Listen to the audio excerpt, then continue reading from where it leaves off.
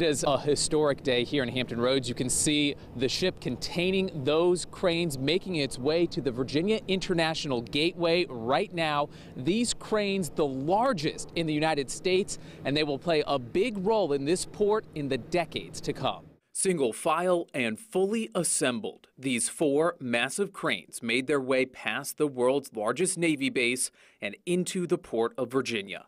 CEO John Reinhardt says it's the first time in nearly a decade that new cranes are arriving, and these are much bigger than their predecessors. This can reach out 26 containers wide, so that's really big. We're 24 on a lot of the other cranes, and it's another 20 feet taller, so that means you can take another whole row or 2 rows of containers.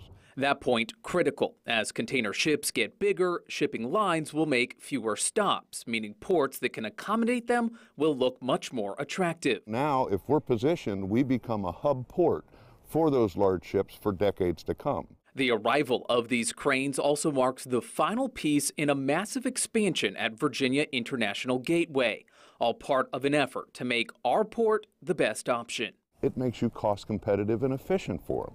So those are the things you're trying to do, is make our port a welcoming port that makes it easy for them to bring their large ships in and easy to do business. The port hopes these new large cranes will be operational sometime in March. At the Port of Virginia, Tug Carrillo, News 3.